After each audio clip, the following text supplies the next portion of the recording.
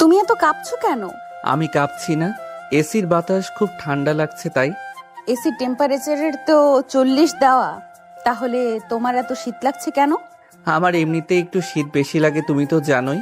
আমি সবই জানি, কিন্তু তুমি বোধহয় ভুলে যাচ্ছ যে আমি এখন শুধু তোমার বোনের বান্ধবী নই, আমি তোমার বিবাহিত স্ত্রী। সেটা তো জোর করে হলো, আমার তো কোনো প্রস্তুতি ছিল না। জোর করে হোক আর যাই হোক, কাজী সাহেবের সামনে তুমি 3 বার কবুল বলছো এবং আলহামদুলিল্লাহ আমরা এখন স্বামী স্ত্রী। তাই বলে তুমি আমাকে এভাবে ধমকাতে পারো না, আমি আর ছোট বাচ্চা নই। ধমক কোথায় দিলাম? আমি তো শুধু আমার অধিকার দেখাচ্ছি। নদী ধীর পায়ে আয়নের দিকে এগিয়ে যায়। পরনে তার লাল রঙের ভারী বিয়ের শাড়ি এবং গহনা, তাকে দেখতে একদম অপসরে লাগছে। কিন্তু আয়নের বুকে এখন শুধু ভয় আর অস্বস্তি। নদী একবারে আয়নের কাছে এসে দাঁড়ায়। আয়ান ভয়ে 2 পা পিছিয়ে খাটের সাথে লেগে যায়। নদী তার হাত বাড়িয়ে আয়নের শার্টের কলা চেপে ধরে। আয়নের মনে হচ্ছে তার হার্টবিট এখন বাইরে থেকে শোনা যাচ্ছে। নদীর চোখে এক অদ্ভুত মাদকতা, যা আয়ান আগে কখনো দেখেনি। নদী আয়নের কলার ধরে নিজের দিকে একটু টেনে নেয়। আয়নের নিঃশ্বাস ভারী হয়ে আসে। সে নদীর চোখের দিকে তাকাতে পারছে না। তুমি কি সারা জীবন আমাকে এইভাবেই ভয় পাবে? আমি ভয় পাচ্ছি না, শুধু একটু আনকমফোর্টেবল লাগছে। আনকমফোর্টেবল লাগার কি আছে? আমরা তো ছোটবেলা থেকেই একসাথে বড় হয়েছি।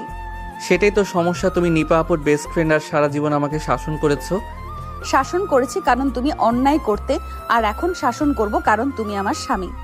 এই সিনিয়র বউয়ের শাসন থেকে আমার কি কোনো মুক্তি নেই? একদম না, আমি তোমাকে ছাড়ছি না। আয়নের স্মৃতি কয়েক ঘন্টা আগের ঘটনায় ফিরে যায়। আজ নদীর বিয়ের হওয়ার কথা ছিল তারেকের সাথে। পুরো বাড়ি মেহমানে ভরা ছিল।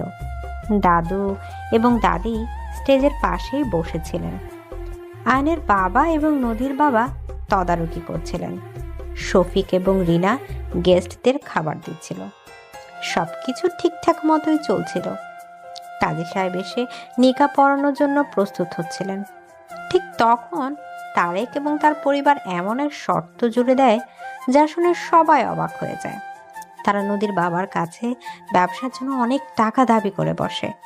ফাহিম তখন তারেকের উপর রেগে যায় এবং 2 পরিবারের মধ্যে তুমুল তর্ক বিতর্ক শুরু হয়। পরিস্থিতি এতটাই খারাপ হয় যে নদীর বাবা বুকে হাত দিয়ে বসে পড়েন। আয়নের মা এবং নদীর মা কান্নাকাটি শুরু করেন। আমার দেবীর নাম মানলে আমি এই বিয়ে করব না। তুই একটা প্রতারক, তোকে আমি ছাড়বো না। আমার সম্মান আজ ধুলোয় মিশিয়ে গেল, আমি এখন কি করব? তুমি ভেঙে পড়ো না বন্ধু, আমি আছি তো। আঙ্কেল, আপনি চিন্তা করবেন না, আমরা একটা ব্যবস্থা করছি। বাবা, আয়ানের সাথে নদীর বিয়ে দিলে কেমন হয়? নিপার এই কথা শুনে পুরো আসর নিস্তব্ধ হয়ে যায়। আয়ান তখন কবির এবং রিয়াদের সাথে দাঁড়িয়ে আড্ডা দিচ্ছিল। নিজের নাম শুনে সে চমকে ওঠে। যারা তখন নিপার কোলে বসে খেলছিল। আয়ান কিছু বলার আগেই দাদু বলে ওঠেন যে এটাই সবচেয়ে ভালো সমাধান। সুমি এবং মিতা নদীকে ধরে স্টেজে নিয়ে আসে। সুমি এবং মিতা নদীকে ধরে স্টেজে বসিয়ে রাখে। নদীর মুখে কোনো কথা ছিল না, সে শুধু নিচের দিকে তাকিয়েছিল। আয়ান প্রতিবাদ করতে চেয়েছিল, কিন্তু তার বাবার রাগী চোখের দিকে তাকিয়ে সে আর কিচ্ছু বলতে পারেনি। খুব দ্রুত কাজী সাহেবকে ডেকে আনা হয়। ইসলামিক সব নিয়ম কানুন মেনে সাক্ষীদের উপস্থিতিতে বিয়ে পড়ানো হয়। আয়ানকে যখন কবুল বলতে বলা হয়, সে তখন ঘামছিল। কবির তাকে ধাক্কা দিয়ে মনে করিয়ে দেয়। আয়ান 3 বার কবুল বলে। এরপর নদীর কাছে যাওয়া হয়। নদী খুব শান্ত স্বরে আলহামদুলিল্লাহ বলে 3 বার কবুল উচ্চারণ করে। আমি আসলে বুঝতে পারছি না আমার কি করা উচিত। তোমার এখন চুপ করে আমার কথা শোনা উচিত। তুমি কি আমাকে সারা জীবন এভাবেই ডমিনেট করবে? ডমিনেট শব্দটা খুব ভারী। আমি শুধু তোমাকে আগলে রাখবো। আগলে রাখার নামে তো তুমি আমাকে জেলে বন্দি করে ফেলছো। ভালোবাসার জেলখানায় বন্দি থাকা অনেক ভাগ্যের ব্যাপার। এভাবে 1 ঘন্টার মধ্যে আয়নের জীবন পুরো বদলে যায়। নদী হঠাৎ করে আয়ানকে ছেড়ে দেয়। আয়ান যেন হাফ ছেড়ে বাঁচে। নদী আয়নের দিকে পেছন ফিরে ড্রেসিং টেবিলের দিকে এগিয়ে যায়। সে আয়নার সামনে দাঁড়িয়ে নিজের গহনাগুলো খুলতে শুরু করে। আয়ান মুগ্ধ হয়ে নদীর দিকে তাকিয়ে থাকে। নদীকে সে আগে অনেকবার দেখেছে, কিন্তু আজকের নদী সম্পূর্ণ অন্যরকম। লাল শাড়িতে তাকে এত সুন্দর লাগছে যে আয়ান চোখ ফেরাতে পারছে না। নদী আয়নার ভেতর দিয়ে আয়নের তাকিয়ে থাকা খেয়াল করে। সে মুচকি হাসে। এইভাবে লুকিয়ে লুকিয়ে কি দেখছো? আমি মোটেও লুকিয়ে দেখছি না। তাহলে সরাসরি দেখো। তোমার বউকে দেখার অধিকার তোমার আছে। তুমি এত কনফিডেন্ট কিভাবে থাকো আমি সেটাই ভাবি। কারণ আমি জানি আমি কি চাই আর সেটা কিভাবে পেতে হয়। তার মানে এই বিয়েটাও কি তুমি চেয়েছিলে?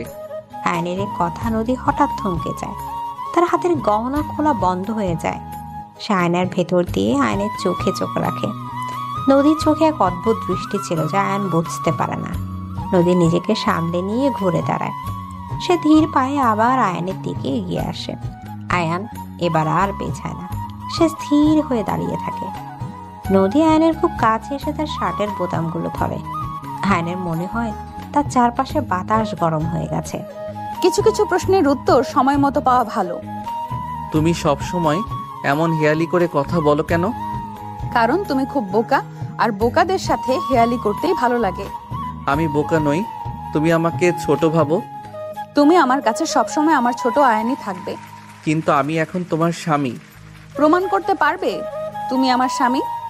নদীর এই সাহসী কথায় আয়ান চমকে যায়। সে নদীর দিকে তাকিয়ে থাকে। নদীর চোখে এক দুষ্টুমি ভরা হাসি।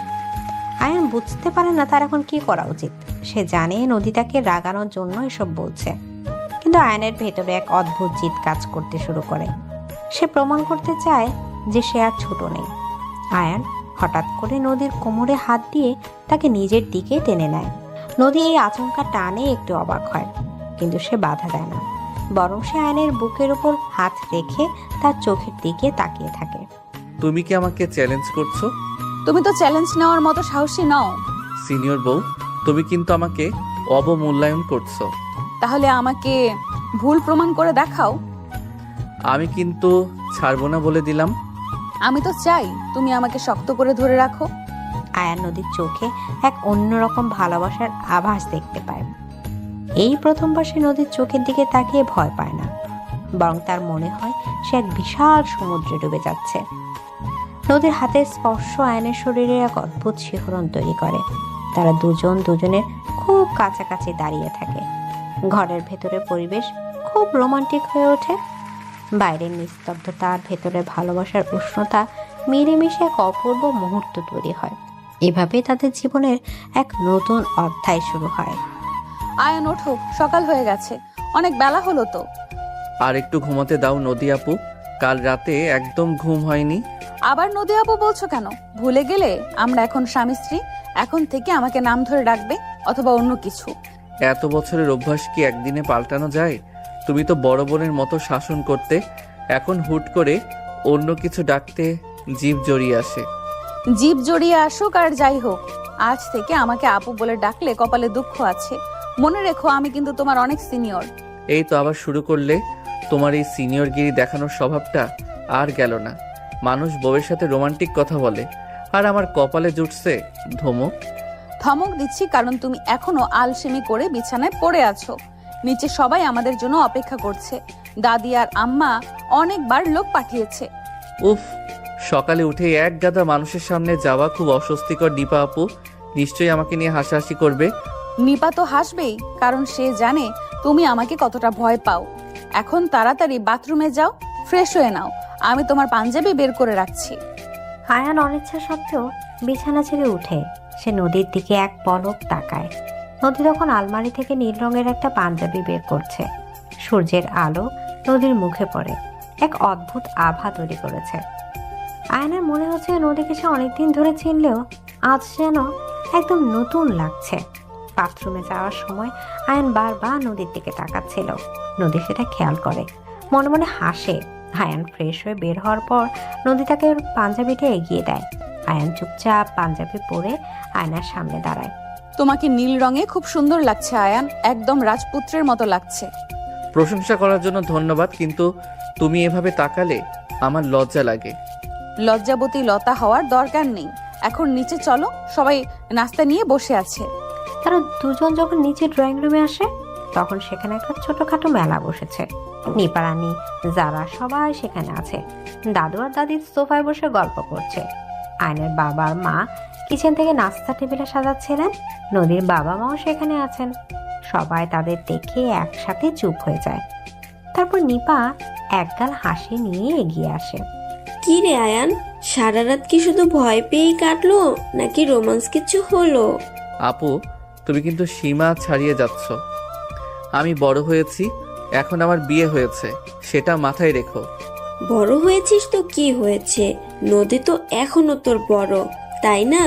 নদী, তুই কি আজ সকালেও ওকে বকা দিয়েছিস? না, আজ বেশি বকিনি, শুধু একবার ঘুম থেকে ডেকে দিয়েছি। আয়ান তো একদম কুম্ভকর্ণের মতো ঘুমায়। শোনো আয়ান, নদীর মতো মেয়ে পাওয়া ভাগ্যের ব্যাপার। ও যেমন সুন্দরী তেমন বুদ্ধিমতী। ওকে সামলে রাখা কিন্তু কঠিন কাজ। আমি সামলাতে পারছি কি পারছি না সেটা নিয়ে তোমরা ভেবো না। আমি এখন খুব ক্ষুধার্ত, আগে খেতে দাও। ছোট মামু, তুমি কি এখন থেকে নদী আন্টির সাথে থাকবে? আমি তাহলে কার সাথে খেলবো?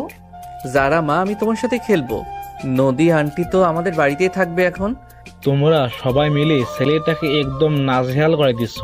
এসো আয়ান আর নদী, এখানে আমার পাশে বসো। আজ তোমাদের বিয়ের পরের প্রথম সকাল, সবাই খুব আনন্দ করো।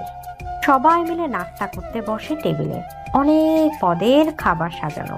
রিনা আর শফিক নাস্তা পরিবেশন করছে। কবির আর রিয়াদও তখন বাড়িতে চলে আসে। তারা আয়নের বন্ধু হওয়াতে এই বিয়ে নিয়ে সবচেয়ে বেশি মজায় আছে। নাস্তা শেষ করে সবাই যখন ড্রয়িং রুমে বসে আড্ডা দিচ্ছে তখন কবির আয়ানকে একপাশে টেনে নিয়ে যায়। বন্ধু, সত্যি করে বলতো, কাল রাতে কি কিছু হয়েছে নাকি? তুই শুধু নদীর পা টিপে দিয়েছিস। ফালতু কথা বলিস না তো। তোরা জানিস নদী আপুকে আমি কতটা সম্মান করি আর ভয় পাই। সেখানে ওসব ভাবার সময় ছিল না। শোন, এখনো নদী আপু না, ও এখন তোর স্ত্রী। একটু পুরুষত্ব দেখা, নইলে সারা জীবন ওর পায়ের নিচে থাকতে হবে। তোরা বুঝবি না, ও যখন বড় বড় চোখ করে তাকায় তখন আমার সব বুদ্ধি লোপ পায়। তোমরা বন্ধুরা মিলে কোনায় দাঁড়িয়ে কি ফুসুর ফুসুর করছো আমার নামে? কোনো ষড়যন্ত্র করছো না তো? আরে না ভাবি, আমরা তো আয়ানকে বলছিলাম ও কত ভাগ্যবান, আপনার মতো একজন সিনিয়র বউ পেয়েছে যে ওকে সবসময় গাইড করবে। গাইড তো করবই, কারণ আয়ান এখনো অনেক কাঁচা। ওকে মানুষ করতে আমার অনেক পরিশ্রম হবে। নদীর কথা শুনে সবাই হেসে ওঠে। আয়ান লজ্জায় মুখ নিচু করে ফেলে। সে সেখান থেকে বাঁচার জন্য বাগানের দিকে চলে যায়। বাগানটা খুব সুন্দর করে সাজানো। আয়ান একটা বেঞ্চে গিয়ে বসে। রানা তখন সে সেখানে আসে। রানা নিপার স্বামী এবং আয়ানের খুব কাছের বড় ভাই। কি হে নতুন জামাই, একা একা এখানে কেন বসে আছো? নদী কি বেশি শাসন করে ফেলেছে?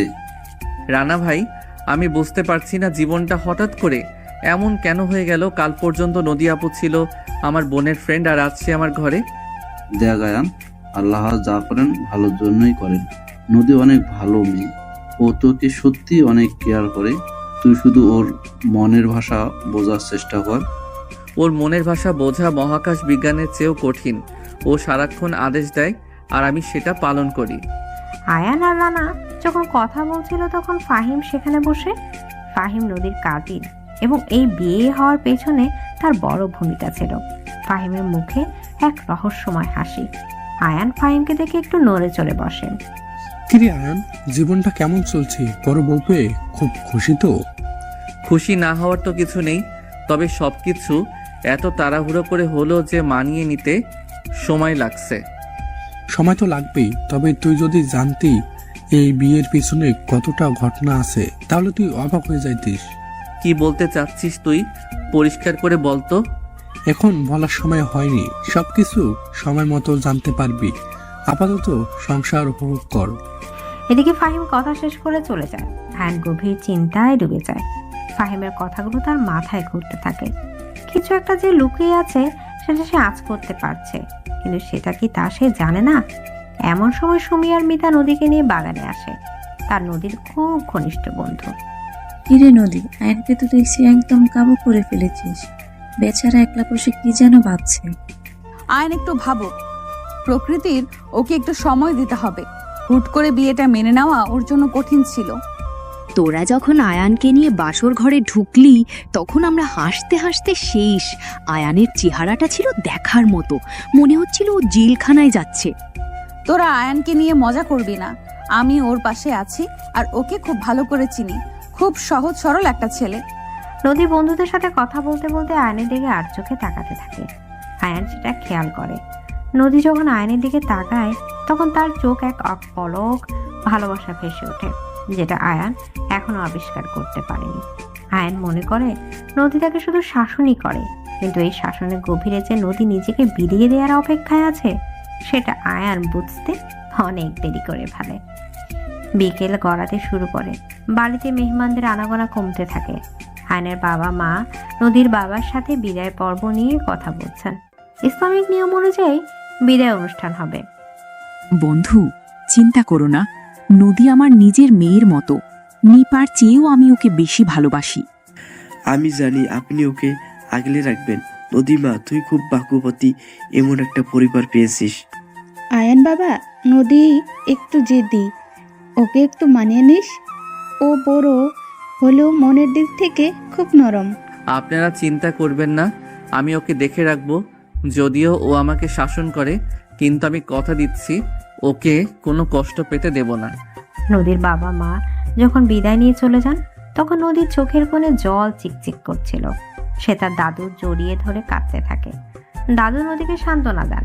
নিপা আর রানা তখন নদীকে নিয়ে রুমে দিয়ে আসে। আয়ান দরজার কাছে দাঁড়িয়ে দেখছিল। যারা তখন তার হাতে টেনে ধরে। ছোট মামু, তুমি কি বড় মামিকে কাঁদিয়েছ নাকি? না যারা মা, বড় মামি একা একা কাঁদছে, আমি তো কিছু করিনি। তাহলে তুমি যাও, গিয়ে মামিকে একটা চকলেট দাও। আম্মু বলেছে চকলেট দিলে মন ভালো হয়ে যায়। আয়ান মুচকি হেসে যারার মাথায় হাত বুলিয়ে দেয়। সে ধীর পায়ে ঘরের ভেতরে ঢোকে। নদী তখন খাটের এক পাশে বসে চোখ মুছছিল।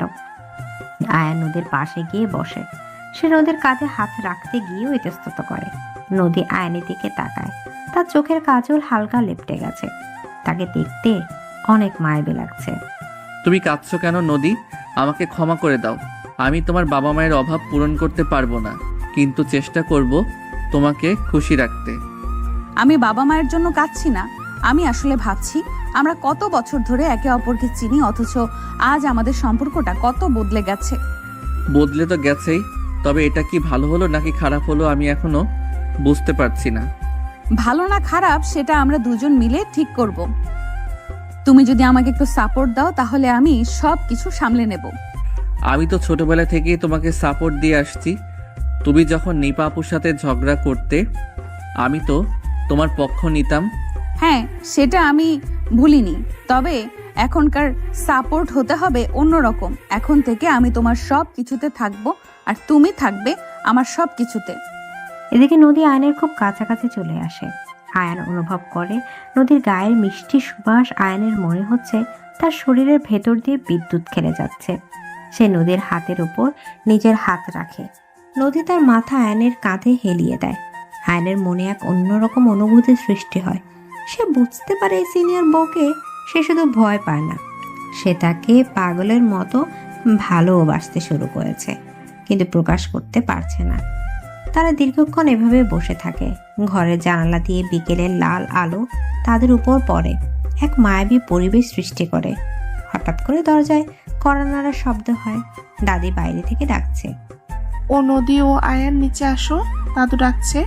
মাগরিবের নামাজের পর আবার কাজী সাহেব আসবেন, কিছু কাগজের সই বাকি আছে। আসছি দাদি, আমরা এক্ষুনি নিচে আসছি। আয়ান চলো, উঠে পড়ো। উফ দাদু, না শান্তি নেই কোনো, শুধু সই আর সই। বিয়ের সময় সই তো লাগবেই, চলো দেরি করো না। তার নিচে যায় দাদু। সেখানে বসে আছেন কবির, রিয়াদ, রানা, ফাহিম, সবাই সেখানে উপস্থিত। কাজী সাহেব বিয়ের খাতা নিয়ে বসে আছেন। আয়ান আর নদী পাশাপাশি বসে তাদের কাজ সম্পন্ন করে। কাজী সাহেব দোয়া করেন এবং সবাইকে মিষ্টি মুখ করানো হয়। রিনা আর শফিক ট্রে ভরে মিষ্টি আর স্ন্যাক নিয়ে আসে। সবাই খুব মজা করে খায়। খাওয়া দাওয়ার পর রানা আয়ানকে নিয়ে বাড়ির ছাদে যায়। ছাদটা অনেক বড় এবং সেখান থেকে পুরো এলাকা দেখা যায়। আয়ান, বিয়ের পরের জীবনটা অনেক চ্যালেঞ্জিং। তোকে অনেক ধৈর্য ধরতে হবে। বিশেষ করে নদীর মতো বুদ্ধিমতী বউ সামলাতে হলে তোকে কৌশলী হতে হবে। আমি চেষ্টা করছি ভাইয়া, কিন্তু নদী আপু যেভাবে আমার উপর আধিপত্য বিস্তার করে তাতে আমার নিজের অস্তিত্ব নিয়ে টেনশন হয়। হ্যাঁ, আধিপত্য নয়, ওটা ভালোবাসা। নদী তোকে অনেক আগ থেকে চেনে, তাই ও তোকে নিজের মতো করে গুছিয়ে নিতে চায়। আপনি কি কিছু জানেন না রানা ভাই? মানে নদী কি আমাকে নিয়ে আগে কিছু বলেছে? সে সময় এলে জানতে পারবি। এখন নিচে চল, ডিনারের সময় হয়েছে। আজ রাতে বাড়ির সবাই একসাথে খাবো। রাতে খাবার টেবিলে বিশাল আয়োজন, সবাই একসাথে খেতে বসেছে।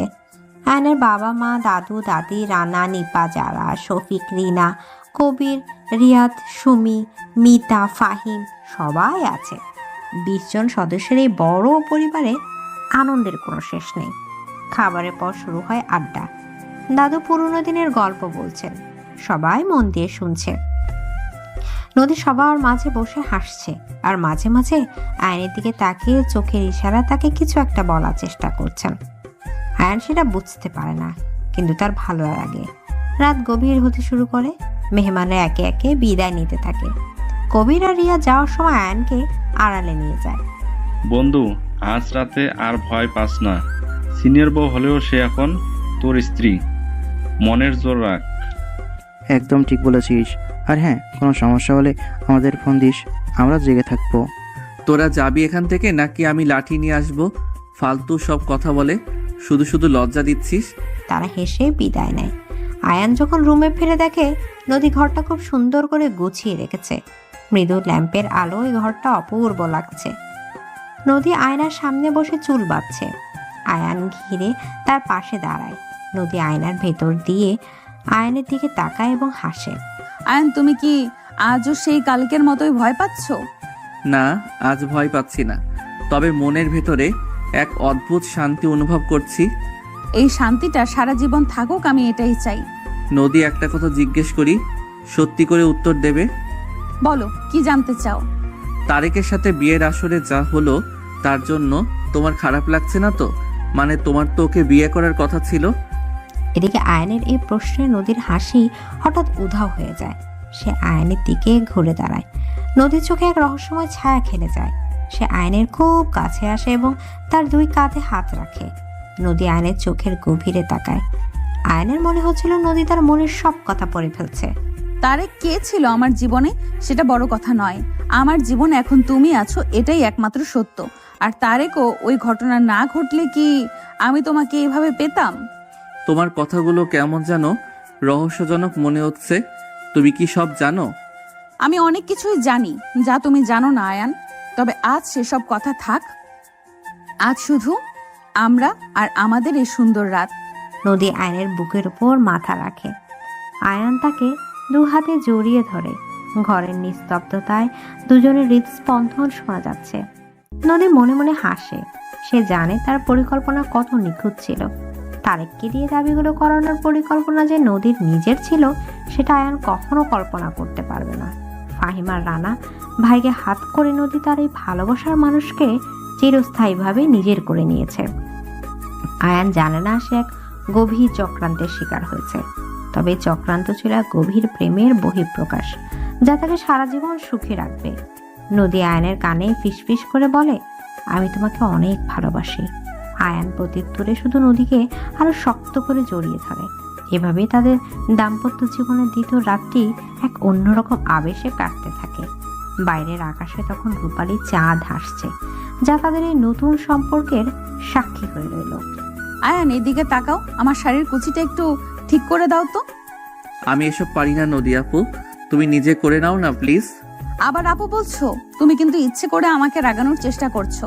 আয়ান, কাল রাতে কি কথা হলো আমাদের? আচ্ছা ঠিক আছে নদী বউ, এবার খুশি তো? কিন্তু শাড়ির কুচি আমি সত্যি ধরতে পারি না, আমাকে মাফ করো। না পারলে শিখতে হবে এখন থেকে। তোমার বউয়ের সব কাজ তোমাকেই করে দিতে হবে। আমি তো তোমার সব কাজ করে দেই। আমি কি তোমার স্বামী নাকি তোমার চাকর হয়ে গেলাম বুঝতে পারছি না। সারাক্ষণ শুধু ডিউটি আর ডিউটি। ভালোবাসার মানুষের চাকর হওয়াতেও অনেক সুখ, তুমি সেটা এখনো বুঝবে না। তোমার বয়স কম তো তাই। তুমি এমন সব কথা বলো যা আমার মাথার উপর দিয়ে যায়।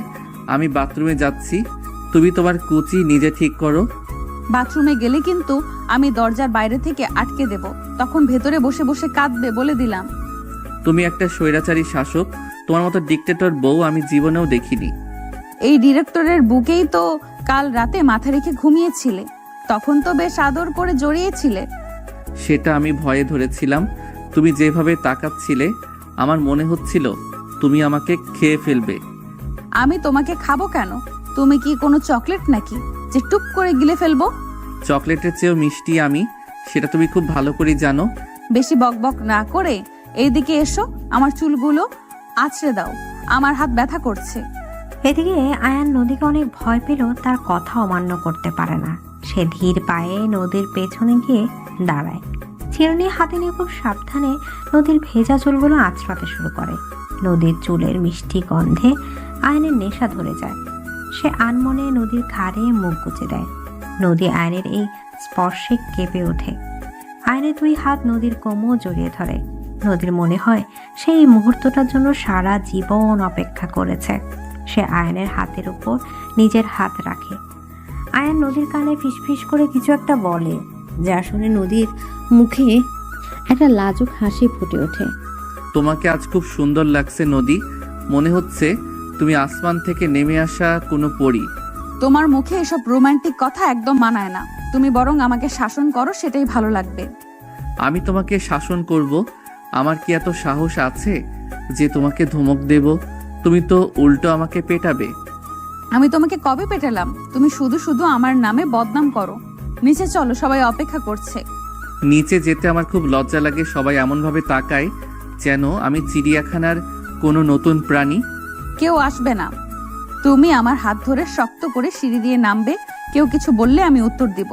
আয়ন আর নদী হাত ধরাধরি করে নিচে নামে। ড্রয়িং রুমে সবাই গোল হয়ে বসে আড্ডা দিচ্ছে। আয়ানকে এভাবে নদীর হাত ধরে নামতে দেখে সবাই মুচকি হাসে। নিপা সবার আগে কথা বলে ওঠে। কি রে আয়ান, তুই তো দেখি বউয়ের আঁচলে বাধা পড়ে গেলি এত জলদি। কে জানতো তুই এমন বউ পাগল হবি? তুমি চুপ করো তো আপু, বউ পাগল হব কেন? ও তো জোর করে আমার হাত ধরে আছে। আমি মোটেও জোর করিনি, তুমিই তো ভয়ে আমার হাত শক্ত করে ধরেছিলে, এখন আবার মিথ্যে বলছো। হ্যাঁ হ্যাঁ আয়ান, তুই নদীর সাথে কথা পারবি না, ও তোর চেয়ে অনেক বেশি স্মার্ট। তুই বরং চুপ করে থাক। ছোট মামু, তুমি আর বড় মামি কি আজকে ঘুরতে যাবে? আমাকে সাথে নিয়ে যাবে কিন্তু। হ্যাঁ যারা মা, আমরা ঘুরতে যাব, তুই তৈরি হয়ে নিস, আমরা সবাই মিলে পার্কে যাব। তোমরা ঘুরতে যাওয়ার আগে কিছু খেয়ে নাও। আয়নের মা সকালের নাস্তা রেডি করেছে মনে হচ্ছে। নদীর মা, তুমি কাল রাতে ঠিক মতো ঘুমাতে পেরেছিলে তো? আয়ান তো আবার ঘুমের ঘরে লাথি মারে।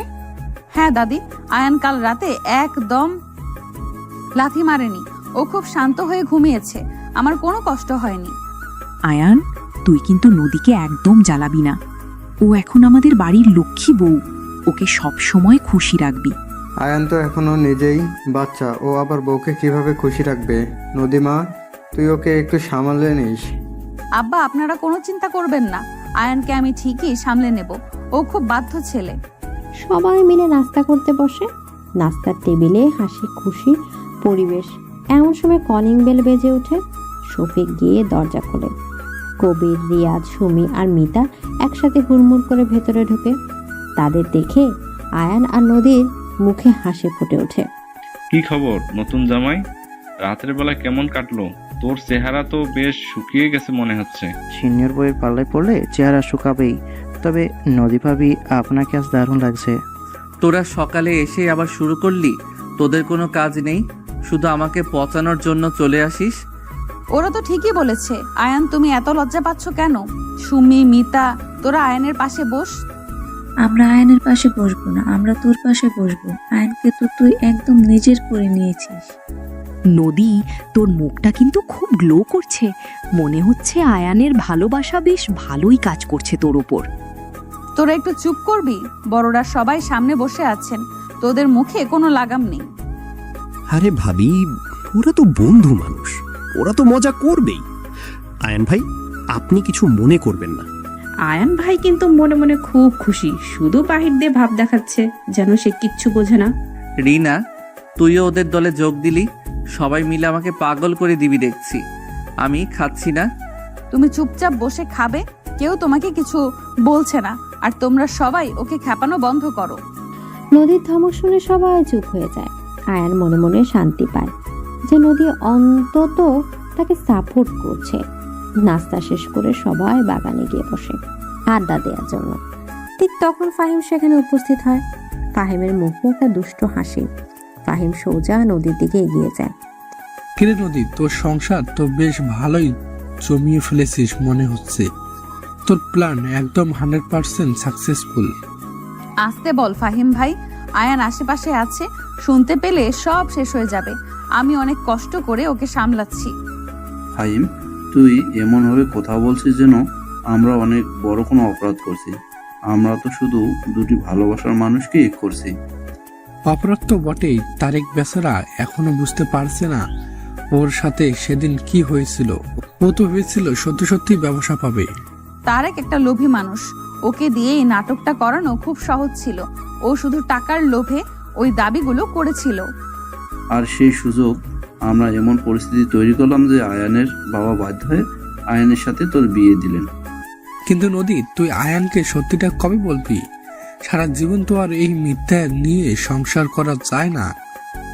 আমি মিথ্যে বলিনি, আমি শুধু আমার ভালোবাসাকে পাওয়ার জন্য একটা রাস্তা তৈরি করেছি। আয়ান আমাকে এত ভয় পেত যে সরাসরি প্রস্তাব দিলে যে পালিয়ে যেত।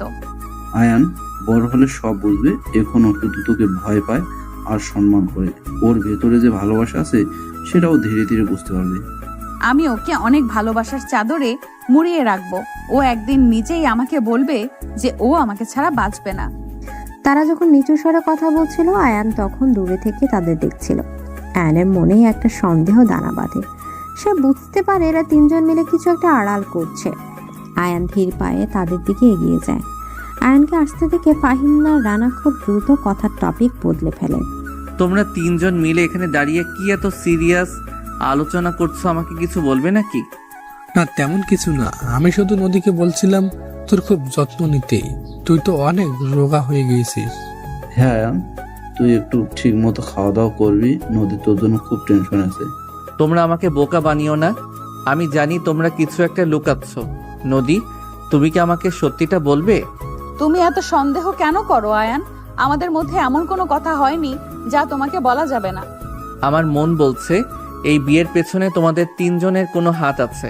তোমরা তারেককে দিয়ে নাটক করিয়েছো। এদিকে আয়ানের এই কথায় নদীর রানা এবং ফাহিম তিনজনই চমকে ওঠে। তারা একে অপরের দিকে তাকায়। নদী বুঝতে পারে আয়ান খুব দ্রুত সব ধরে ফেলছে, কিন্তু নদী নিজেকে খুব শক্তভাবে সামলে নেয়। সে আয়ানের খুব কাছে গিয়ে তার হাত দুটো নিজের হাতের মুঠোয় নিয়ে নেয়। তুমি বেশি সিনেমা দেখছো আয়ান।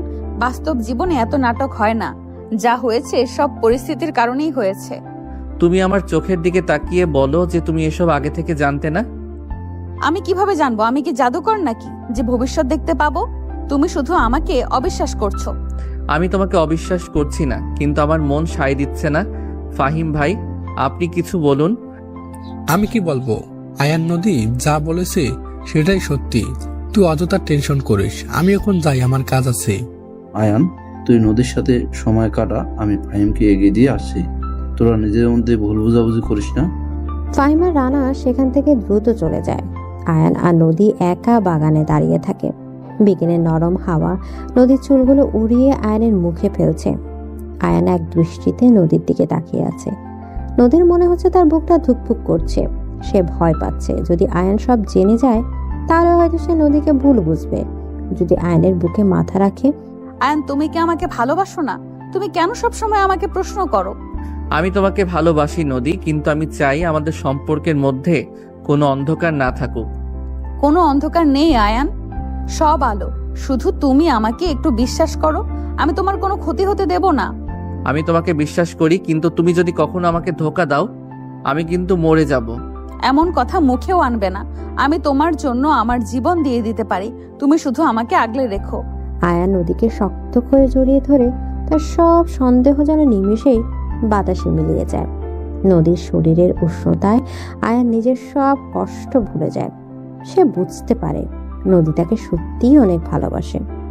সন্ধ্যা নেমে আসে, চারদিক অন্ধকার হয়ে যায়। তারা দুজন হাত ধরে ঘরের দিকে ফিরে আসে। রাতে আবার সবাই একসাথে খেতে বসে।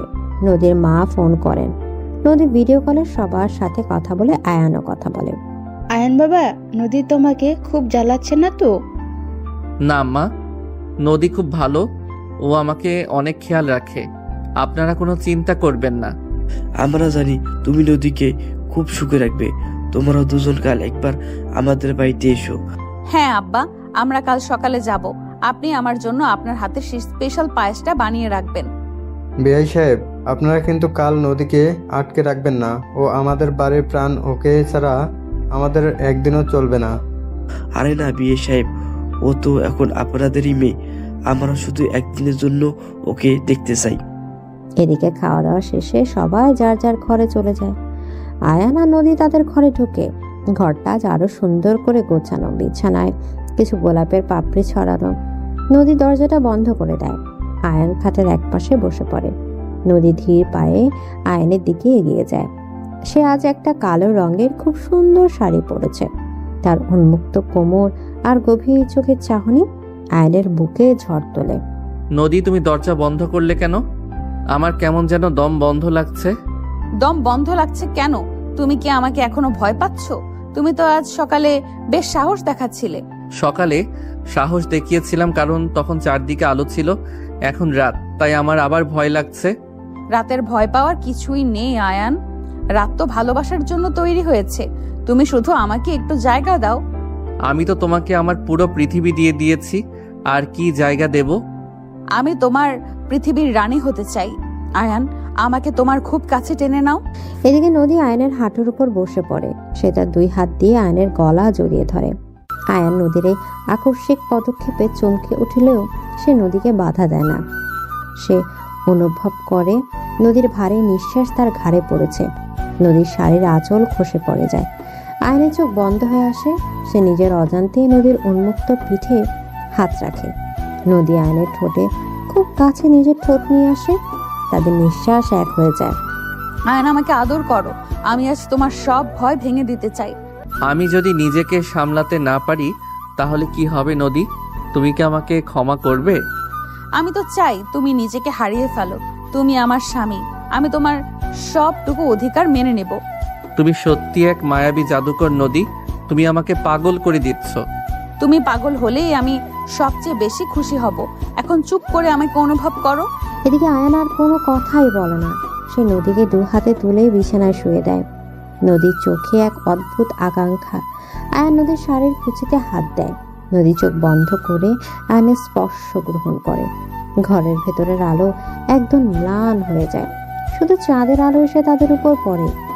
আয়ান নদীর শরীরের প্রতিটি ভাঁজে নিজের ভালোবাসার ছাপ রাখতে শুরু করে। নদী ব্যথায় এবং সুখে আয়নের পিঠ খামচে ধরে। তাদের দুজনের শরীর এক অদ্ভুত ছন্দে মেতে ওঠে। রাতের নিস্তব্ধতায় শুধু তাদের ভারী নিঃশ্বাস আর ভালোবাসার শব্দ শোনা যায়। আয়ান আজ তার সব ভয় আর সংকোচ ভেঙে নদীর পুরোপুরি স্বামী হয়ে ওঠে।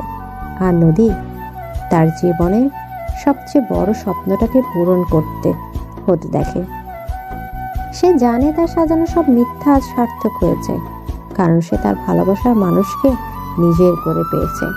এভাবে এক গভীর এবং রোমান্টিক রাতের মধ্যে দিয়ে তাদের নতুন জীবনের আরেকটা পাতা উল্টে যায়। নদী, ওঠো, সকাল হয়ে গেছে।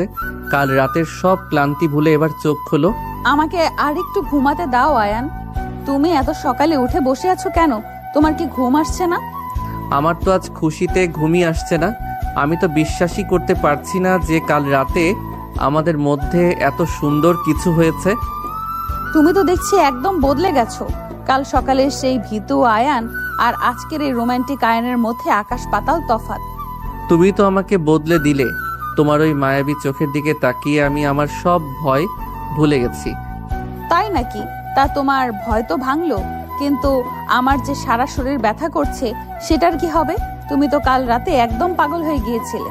আমি তো আগেই বলেছিলাম নিজেকে সামলাতে পারবো না। তুমি তো আমাকে অধিকার দিলে, এখন আমাকে দোষ দিচ্ছ। দোষ দিচ্ছি না, শুধু বলছি আমার এই ছোট বরটা যে এতটা বন্য হতে পারে সেটা আমার ধারণার বাইরে ছিল। আমি আর ছোট নেই নদী, আমি এখন পুরোপুরি তোমার স্বামী, আর সেটা আমি কাল রাতেই প্রমাণ করে দিয়েছি। আচ্ছা বাবা, মেনে নিলাম তুমি বড় হয়েছো। এখন আমাকে একটু জড়িয়ে ধরো, খুব শীত লাগছে।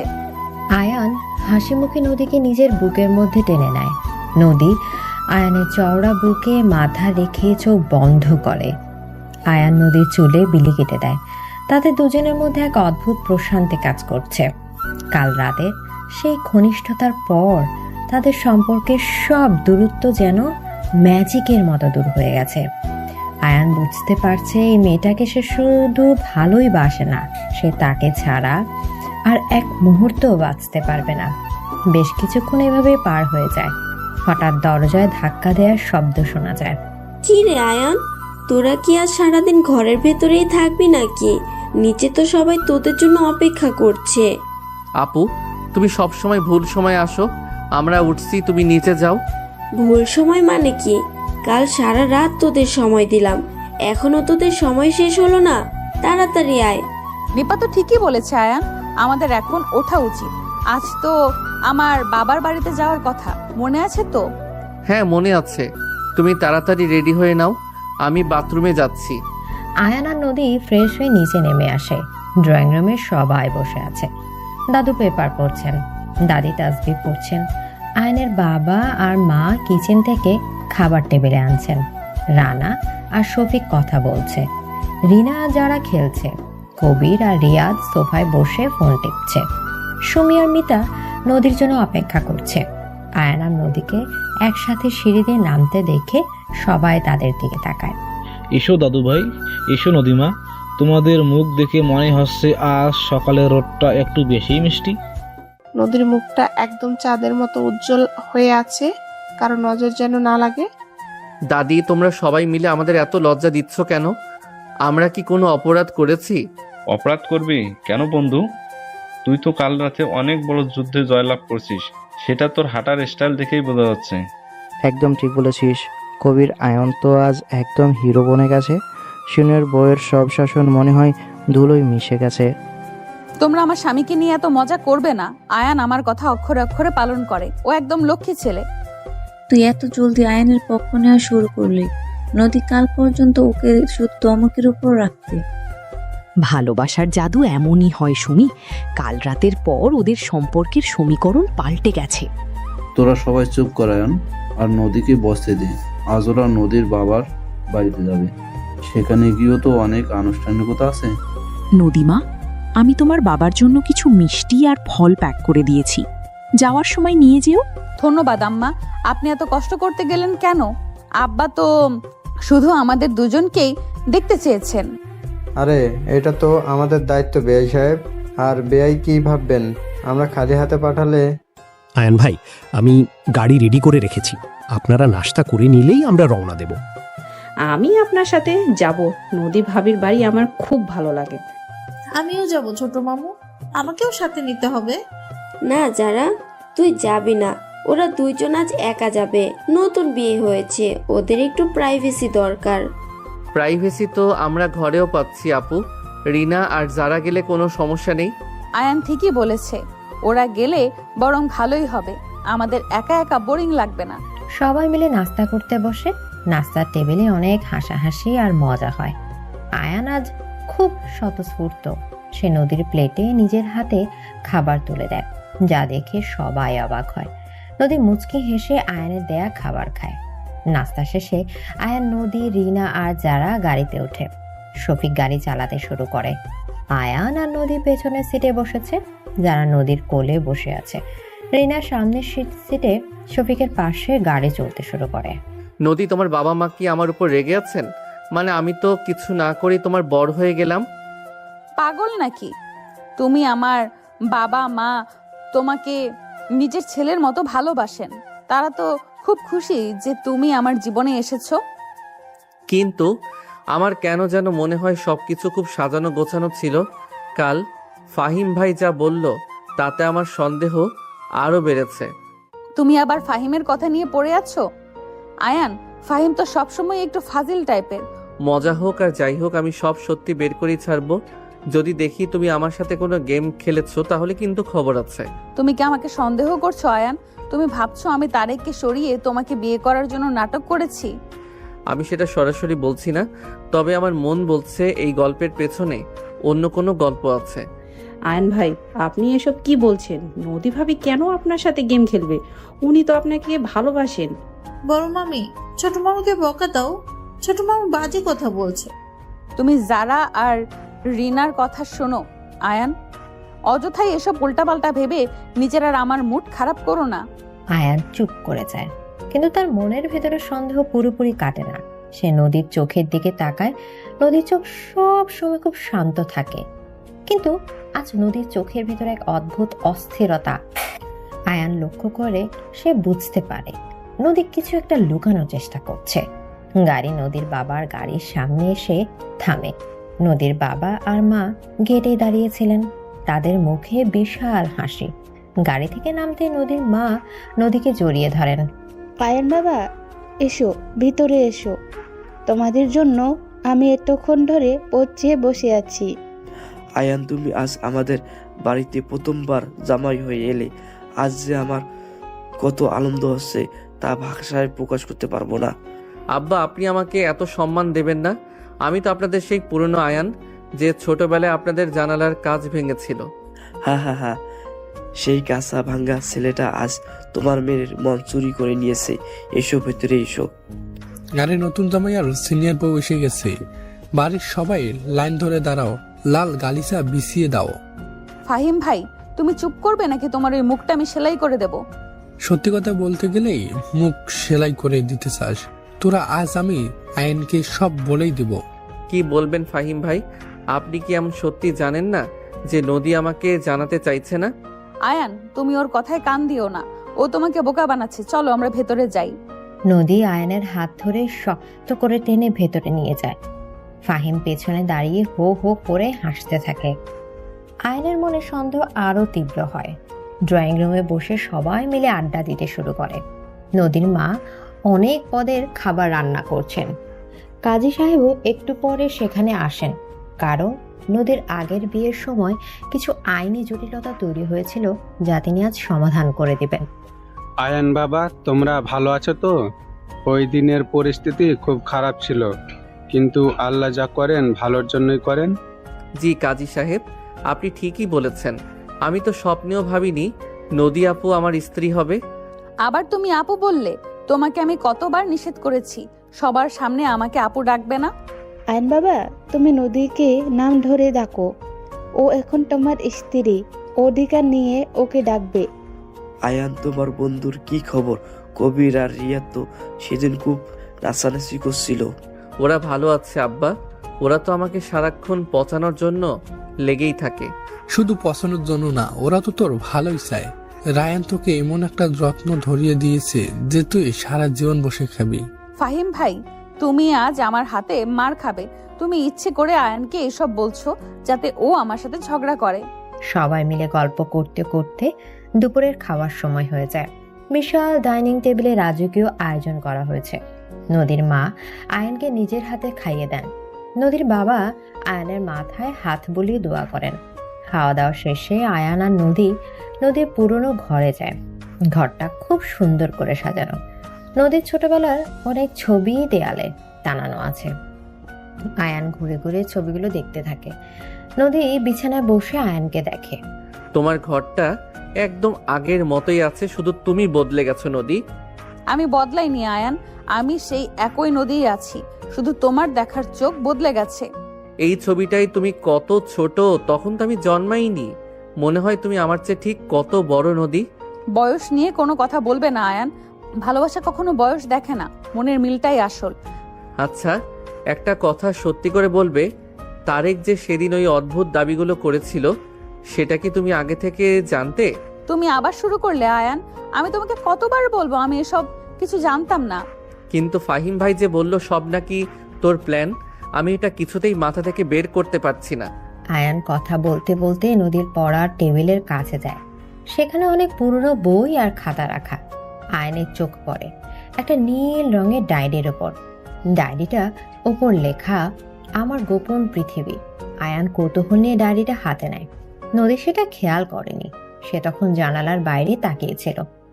আয়ান ডায়েরির একটা পাতা খোলে। সেখানে খুব সুন্দর হাতের লেখায় কিছু কথা লেখা।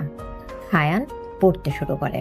আয়ান আজ আবার আমাকে দেখে পালিয়ে গেল। ছেলেটা এত বোকা কেন? ও কি বোঝে না আমি ওকে কত ভালোবাসি? বয়সের এই দেয়ালটা আমি কিভাবে ভাঙবো?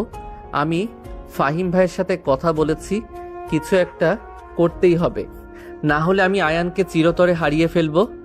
আয়ান লেখাটা পড়ার পর তার পায়ের তলার মাটি যেন সরে যায়। তার বুকটা থক করে ওঠে। সে অবিশ্বাসের দৃষ্টিতে নদীর দিকে তাকায়। নদী তখন ঘুরে দাঁড়ায় এবং আয়নের হাতে নিজের সেই পার্সোনাল ডায়েরিটা থেকে সে ছুটে এসে আয়নের হাত থেকে ডায়েরিটা ছিনিয়ে নেয়। নদীর মুখটা ফ্যাকাশে হয়ে যায়, তার হাত কাঁপতে থাকে। সে বুঝতে পারে তার সবচেয়ে বড় গোপন সত্যিটা আজ আয়ানের সামনে চলে আসছে। নদী, এর মানে কি? তুমি আমাকে ভালোবাসতে আর ফাহিম ভাই তোমার এই ভালোবাসার কথা জানতো? আয়ান, তুমি যা পড়ছো তা সব সত্যি নয়। মানে ওটা অনেক পুরনো কথা। তখন আমি হয়তো একটু ইমোশনাল ছিলাম। তুমি আমার সাথে মিথ্যা বলছো নদী। তুমি তারেককে ব্যবহার করে এই বিয়ের নাটক সাজিয়েছো যাতে তুমি আমাকে পাও। না আয়ান, বিশ্বাস করো, তারেকের বিষয়টা একদম আলাদা ছিল। ও হঠাৎ করেই হয়ে গেছিল। ডায়েরিতে তো পরিষ্কার লেখা তুমি ফাহিম ভাইয়ের সাথে মিলে কোনো একটা প্ল্যান করছিলে। আমাকে এটা এক্সপ্লেইন করো।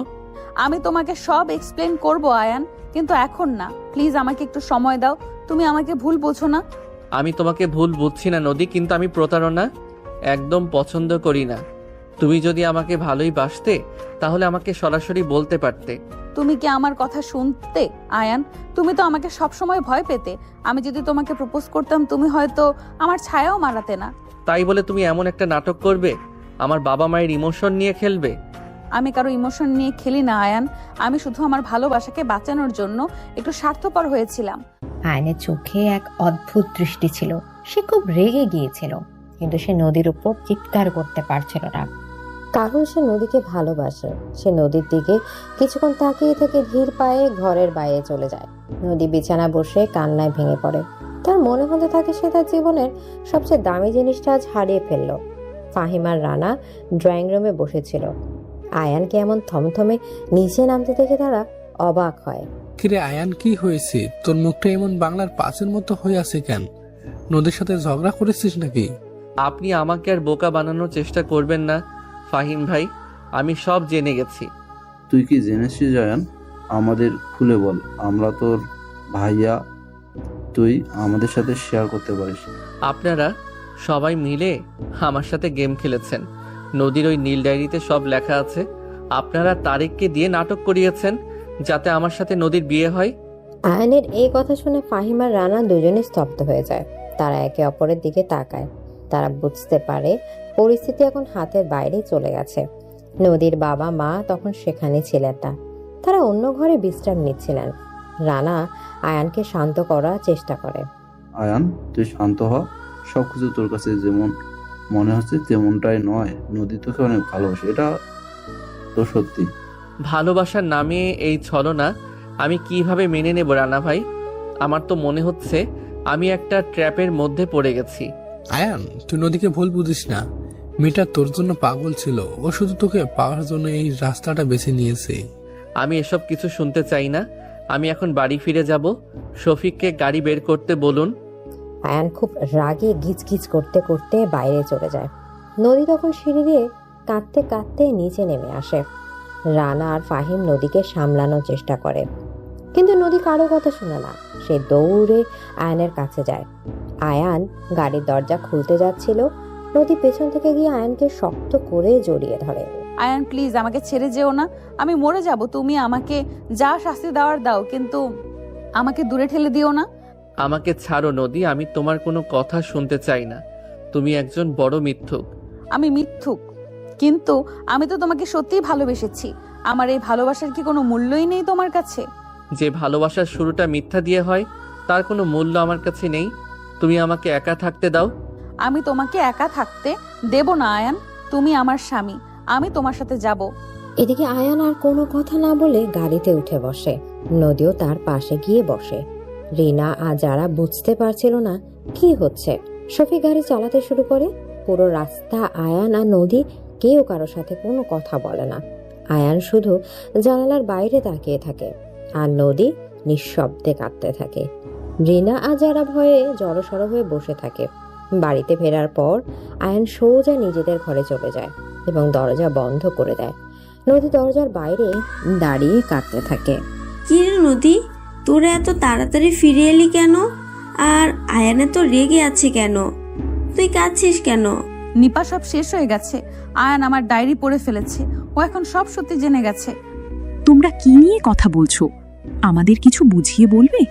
আম্মা, আমি আপনাদের সবার কাছে অপরাধী। আমি আমার ভালোবাসাকে পাওয়ার জন্য আপনাদের সাথে এমন একটা ছোট নাটক করেছিলাম। কি নাটক নদী? তুমি কি তারেকের সেই দাবির কথা বলছো? ওটা কি তোমার প্ল্যান ছিল? জি আব্বা, তারেককে দিয়ে আমি আর ফাহিম ভাই ওই নাটক করিয়েছিলাম যাতে আপনাদের কোনো উপায় না থাকে এবং আপনারা আয়নের সাথে আমার বিয়ে দেন। এদিকে নদীর এই কথা শুনে পুরো বাড়ি নিস্তব্ধ হয়ে যায়। আয়নের বাবা, মা, দাদু, দাদি সবাই চমকে ওঠেন। কেউ কোনো কথা বলতে পারছিল না। নদীর এই গোপন সত্যিটা সবার সামনে চলে আসায় সবাই যেন হতবাক হয়ে গেছে। নদী সবার সামনে হাত জোর করে দাঁড়িয়ে থাকে। তার চোখ দিয়ে অনবরত পানি পড়ছে। সে জানে সে খুব বড় একটা ভুল করেছে, কিন্তু সে জানে সে আয়ানকে ছাড়া বাঁচবে না। গল্পের এই পর্যায়ে সে এক অন্যরকম ইমোশনাল পরিস্থিতি তৈরি হয়, যেখানে সবাই এখন আয়ানের সিদ্ধান্তের অপেক্ষায় আছে। আয়ান কি নদীকে ক্ষমা করবে, নাকি তাদের এই নতুন সংসার শুরু হওয়ার আগেই ভেঙে যাবে, তার সময় বলে দিবে। এদিকে ড্রয়িং রুমের পরিবেশ এখন একদম থমথমে নদীর মুখে। এমন একটা সত্য শোনার পর আয়নের পরিবারের সবাই বাকরুদ্ধ হয়ে আছে। আয়নের বাবা সোফায় বসে আছেন, তার চোখে অবিশ্বাসের দৃষ্টি। আয়নের মা শাড়ির আঁচল দিয়ে চোখ মুছছেন। দাদু এবং দাদি একে অপরের দিকে তাকাচ্ছেন। নিপা, রানা, ফাহিম, রিনা সবাই চুপ করে আছে, যারা শুধু ফ্যাল ফ্যাল করে সবার দিকে তাকাচ্ছে। নদীর চোখ দিয়ে অঝরে পানি পড়ছে। সে বুঝতে পারছে তার একটা ভুলের কারণে আজ পুরো পরিবার এত বড় একটা ধাক্কা খেলো। নদীমা, তুমি এসব কি বলছো? আমি তো বিশ্বাসই করতে পারছি না তুমি আমাদের সাথে এত বড় একটা গেম খেললে। আব্বা, আমাকে মাফ করে দিন। আমি সত্যি বুঝতে পারিনি বিষয়টা এত দূর গড়াবে। আমি শুধু আয়ানকে পাওয়ার জন্য পাগল ছিলাম। কিন্তু নদী, তুমি তো আমাদের বলতে পারতে। আমরা কি তোমার কথা ফেলে দিতাম? তুমি তো আমার নিজের মেয়ের মতোই ছিলে। আম্মা, আপনারা মেনে নিতেন, কিন্তু আয়ান তো আমাকে মেনে নিত না। ও আমাকে এতটা ভয় পেত যে সরাসরি বিয়ের কথা বললে ও বাড়ি ছেড়েই পালিয়ে যেত। নদীমা, ভালোবাসা কোনো অপরাধ নয়। তুমি আয়ানকে ভালোবেসেছো, সেটা অনেক বড় কথা, কিন্তু শুরুটা এমন মিথ্যা দিয়ে করা ঠিক হয়নি। হ্যাঁ দাদু ভাই, ঠিক বলেছ। তবে এখন আর এইসব কে ভেবে লাভ নেই। কাজী সাহেবকে দিয়ে যে বিয়েটা পড়ানো হয়েছে সেটা তো আল্লাহর ইচ্ছাতেই হয়েছে। কিন্তু দাদি, আয়ান তো এটা কিছুতেই মেনে নিতে পারছে না। ও তো নিজেকে প্রতারিত মনে করছে। ওর রাগ ভাঙানো এখন সবচেয়ে বড় কঠিন কাজ। আমি আর ফাহিম চেষ্টা করছিলাম, কিন্তু আয়ান তো আমাদের উপরে রেগে আছে। ও ভাবছে আমরা সবাই মিলে ওকে ট্র্যাপে ফেলছি। আঙ্কেল, আমি আপনাদের কাছে হাত জোর করে ক্ষমা চাচ্ছি। নদীর ভালোবাসার কষ্ট দেখে আমি আর নিজেকে ধরে রাখতে পারিনি, তাই ওকে সাহায্য করেছিলাম। কিন্তু ফাহিম ভাই, তারেককে দিয়ে ওইভাবে অপমান করানোটা একদম ঠিক হয়নি। আব্বা তো সেদিন আক্ষরিক অর্থেই ভেঙে পড়েছিলেন। হ্যাঁ আয়ন ভাই, তো সেই অপমানের কথা ভেবেই বেশি কষ্ট পাচ্ছে ও। তো জানে ওর বাবা সেদিন কত অসহায় হয়ে গিয়েছিলেন। এমন সময় নদীর বাবা এবং মা হন্তদন্ত হয়ে ঘরে ঢোকেন। ফাহিম তাদের আগে ফোন করে সব জানিয়েছিল। নদীর বাবা ভেতরে ঢুকেই নদীর সামনে গিয়ে দাঁড়ান এবং রাগে কাঁপতে থাকেন। নদীর মাও খুব হতাশার দৃষ্টিতে নদীর দিকে তাকান। নদী, তুই এই কাজটা করতে পারলি? তোর জন্য আজ আমাদের বিয়ে সাহেবের কাছে মাথা নিচু হয়ে গেল। তুই আমাদের সম্মান ধুলোয় মিশিয়ে দিলি। আমি তো ভাবতেই পারছি না তুই এমন একটা চক্রান্ত করতে পারিস। তোর মতো শিক্ষিত মেয়ে কাছে থেকে আমি এটা আশা করিনি। আব্বা, আপনারা আমাকে যা শাস্তি দেওয়ার দিন, কিন্তু আমাকে আয়ানের কাছ থেকে আলাদা করবেন না। আমি আয়ানকে ছাড়া বাঁচবো না। বিয়ে সাহেব, আপনারা শান্ত হন। নদীকে আর বকাবকি করবেন না। মেয়েটা ভালোবাসার জন্য ভুল করেছে ঠিকই, কিন্তু ওর ভালোবাসা তো খাঁটি। আপনি এত বড় মনের মানুষ বলেই তো মেয়েটা এত সাহস পেয়েছে, কিন্তু আয়ান তো ওর সাথে কথা বলছে না, এখন কি হবে? ঠিক তখন কবির, রিয়াদ, সুমি এবং মিতা বাড়িতে আসে। তারা ফাহিমের কাছ থেকে সব খবর পেয়েই ছুটে এসেছে। বন্ধুদের এই বিপদের সময় তারা পাশে না থেকে পারল না। কবির আর রিয়াদ সোজা ফাহিমের কাছে যায়। সুমি আর মিতা নদীর পাশে গিয়ে দাঁড়ায়। ফাহিম ভাই, আপনি কাজটা একদম ভালো করেননি। আমাদের অত্যন্ত বলতে পারতেন, আমরা আয়ানকে বুঝিয়ে রাজি করানোর চেষ্টা করতাম। হ্যাঁ, এত বড় একটা নাটক করার কোনো দরকার ছিল না। এখন আয়ন তো জিদ ধরে বসে আছে, ওর রাগ ভাঙানো তো ইম্পসিবল। নদী, তুই এত বোকা কেন হলি? ডায়েরিটা তো লুকিয়ে রাখতে পারতি। এখন সবকিছু জানাজানি হয়ে কি লাভটা হলো? আয়ান তোকে এত ভালোবাসতে শুরু করেছিল আর তুই নিজেই নিজের পায়ে কুড়াল মারলি। এখন বসে বসে কাঁদ। আমি জানি আমি ভুল করেছি, তোরা এখন আমাকে বকা দিস না। তোরা বরং আয়ানকে একটু বুঝিয়ে বল, ও যেন আমাকে ক্ষমা করে দেয়। চল রিয়াদ, আমরা আয়ানের কাছে যাই, দেখি গাধাটা কিছু বোঝানো যায় কিনা। ও তো আবার ইমোশনাল বেশি। এদিকে কবির এবং রিয়া দোতলায় যায়। আয়নের ঘরের সামনে গিয়ে তারা দরজায় নক করে। ভেতর থেকে কোনো সারা শব্দ আসে না। আয়ান দরজা ভেতর থেকে বন্ধ করে বসে আছে। কবির একটু জোরে দরজায় ধাক্কা দেয়।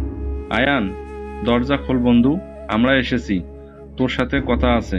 এভাবে বাচ্চাদের মতো দরজা বন্ধ করে বসে থাকিস না। তোরা এখান থেকে যা, আমি কারোর সাথে কথা বলতে চাই না। সবাই আমার সাথে বেইমানি করেছে, তোরাও নিশ্চয়ই সব জানতি।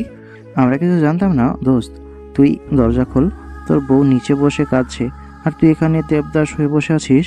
ও কাঁদুক, ওর কান্নাও নিশ্চয়ই কোনো নতুন নাটক। ও তো খুব ভালো অভিনয় করতে পারে, ওকে বল আরো ভালো করে কাঁদতে। আয়ান, তুই কিন্তু বেশি বাড়াবাড়ি করছিস। নদী ভাবি তোকে সত্যি ভালোবাসে, সেটা তো তুই কাল রাতেই বুঝতে পেরেছিস, তাই না? ভালোবাসার নামে এমন মিথ্যা আমি মানব না। আমার বাবার চোখের পানির কোনো মূল্য নেই ওর কাছে। ও শুধু নিজের স্বার্থ দেখেছে। আরে গাধা, তোর জন্যই তো স্বার্থপর হয়েছে, অন্য কোনো ছেলের জন্য তো আর হয়নি। তুই একটা রত্ন পেয়েছিস আর সেটাকে লাথি মারছিস। আয়ান আর কোনো কথা বলে না। কবির আর রিয়াদ তারা সবাইকে জানায় যে আয়ান আপাতত কারো কথাই শুনবে না, তাকে একটু একা থাকতে দেওয়া উচিত। সবাই চিন্তায় পড়ে যায়। নদীর বাবা মা কিছু না খেয়ে নিজেদের বাড়ি ফিরে যান। নদীর মনটা খুব খারাপ। সে ড্রয়িং রুমের এক কোণায় চুপ করে বসে থাকে। আয়নের মা এসে নদীর মাথায় হাত বুলিয়ে দেন। তুই কাঁদিস না মা, আয়ান একটু জিদি ঠিকই, কিন্তু ওর মনটা অনেক নরম। ও ঠিকই তোকে ক্ষমা করে দেবে, তুই একটু ধৈর্য ধর। আমি ধৈর্য ধরবো আম্মা, কিন্তু ও যদি আমাকে আর কখনো মেনে না নেয়, আমি তাহলে কোথায় যাব? আমার তো সব শেষ হয়ে যাবে। বড় মামি, তুমি মন খারাপ করো না। ছোট মামু তোমাকে খুব ভালোবাসে, ও একটু পরেই তোমার কাছে চলে আসবে। যারা ঠিকই বলেছে। নদী, তুই আয়ানের খাবারটা নিয়ে ওর ঘরে যা তো। দুপুর থেকে কিছুই খায়নি, তুই নিজে গিয়ে ওকে খাওয়া। হ্যাঁ নদী, তুই নিজে যা, আমরা কেউ গেলে ও আরো এগিয়ে যাবে। তুই ওকে গিয়ে শক্ত করে জড়িয়ে ধরবি, দেখবি সব রাগ পানি হয়ে যাবে। নদী একটা ট্রেতে করে আয়নের পছন্দের সব খাবার সাজিয়ে নেয়। সে ধীর পায়ে সিঁড়ি দিয়ে উপরে ওঠে। তার বুকের ভেতরটা ধুকভুক করছে। সে জানে না আয়ান তাকে দেখে কি প্রতিক্রিয়া দেখাবে। ঘরের সামনে গিয়ে নদী খুব আস্তে করে দরজায় নক করে। আয়ান, দরজাটা খোলো, আমি তোমার খাবার এনেছি। তুমি দুপুর থেকে কিচ্ছু খাওনি, তোমার তো গ্যাস্ট্রিকের সমস্যা আছে। আমার গ্যাস্ট্রিক হোক আর যাই হোক, তোমার তাতে কি? তুমি খাবার নিয়ে নিচে যাও, আমি খাবো না। আমি যাব না আয়ান, তুমি যতক্ষণ দরজা না খুলবে আমি এখানেই দাঁড়িয়ে থাকবো। আমি সারা রাত এই দরজার সামনেই দাঁড়িয়ে থাকবো। তুমি আমাকে ব্ল্যাকমেইল করার চেষ্টা করো না নদী, আমি তোমার কোনো কথা শুনবো না। তুমি চলে যাও এখান থেকে। আমি যাব না বলেছি তো। তুমি দরজা খুলো, নইলে আমি এই খাবার সব নিচে ফেলে দিব, আর নিজেও কিছু খাবো না। আয়ান জানে নদী যেটা বলে সেটা সে করেই ছাড়ে। সে বেশ কিছুক্ষণ চুপ করে থাকে, তারপর বিরক্ত নিয়ে এসে দরজা খুলে দেয়। আয়ানের চোখ মুখ লাল হয়ে আছে। সে স্পষ্টতই অনেক কেঁদেছে। নদী আয়ানকে এভাবে দেখে আর নিজেকে সামলাতে পারে না। সে হাতের ট্রেটা টেবিলে রেখে ছুটে গিয়ে আয়ানকে শক্ত করে জড়িয়ে ধরে। আয়ান প্রথম দিকে একটু বাধা দেওয়ার চেষ্টা করলেও নদীর উষ্ণতায় সে দুর্বল হয়ে পড়ে। আমাকে ক্ষমা করে দাও আয়ান, আমি আর কখনো তোমার সাথে কোনো মিথ্যা বলবো না। তুমি আমাকে যা খুশি শাস্তি দাও, কিন্তু আমাকে দূরে সরিয়ে দিও না। তুমি আমাকে খুব কষ্ট দিয়েছো নদী, আমি তোমাকে বিশ্বাস করতে শুরু করেছিলাম আর তুমি আমার সেই বিশ্বাসটা ভেঙে দিলে। আমি বিশ্বাস ভাঙিনি আয়ান, আমি শুধু আমার ভালোবাসাকে আগলে রাখতে চেয়েছিলাম। তুমি কি জানো তোমাকে অন্য কারো হয়ে যেতে দেখলে আমার কি অবস্থা হতো? তাই বলে তুমি আমার পরিবারকে এত বড় একটা বিপদে ফেলবে, আমার বাবার সম্মান নিয়ে খেলবে? তুমি তো ফাহিম ভাইকে দিয়ে তারেককে টাকা দিয়ে সব করিয়েছ। তারেক তো এমনিতেই লোভী ছিল, আমি শুধু ওর লোভকে কাজে লাগিয়েছি। আমি জানি আমি ভুল করেছি, কিন্তু সব তো শুধু তোমাকে পাওয়ার জন্য আয়ান।